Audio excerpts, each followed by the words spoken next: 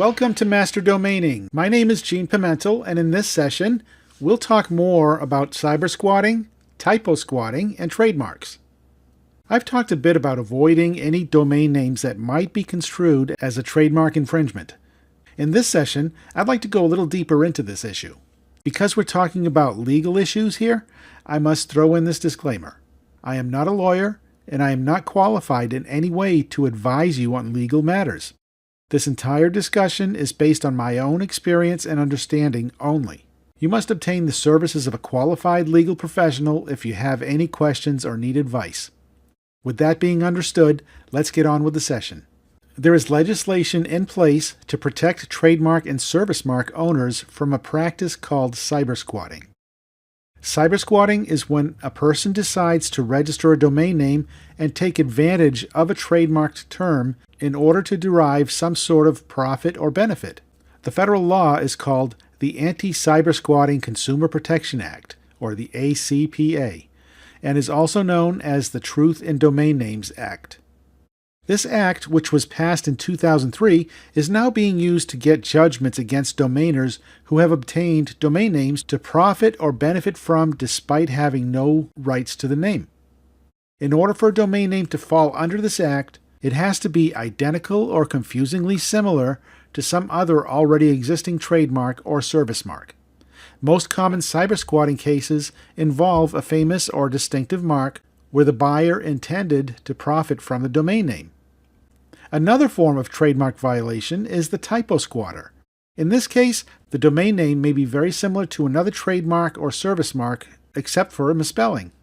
Both the cyber squatter and typo squatter are being taken to court and judgments are being levied against them. Trademark owners are obligated to protect the usage of their trademark or risk losing it. That's right, if a trademark protection is poorly managed or ignored, the current owner risks losing the right to its exclusivity. This is why any respectable trademark owner proactively goes after anyone who tries to take advantage of it. Take the case of John Zuccarini, who reportedly held 5,500 domain names when he was first arrested. His mistake was not in domaining, but in taking popular and famous brand names like Cartoon Network and Hot Wheels, and then registering typo squats of those domain names.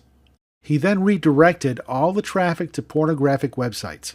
The ACPA was a direct result of this man's efforts and included a clause that makes it illegal to use squatted domain names for the expressed purpose of deceiving people into viewing obscene materials. John went to prison for 2.5 years and was released in 2005. A civil suit requires him to pay back many hundreds of thousands of dollars plus attorney's fees to the people who have been harmed by his activities. He was the first person to be prosecuted under the ACPA, but he won't be the last. Other court cases center on a celebrity like Julia Roberts.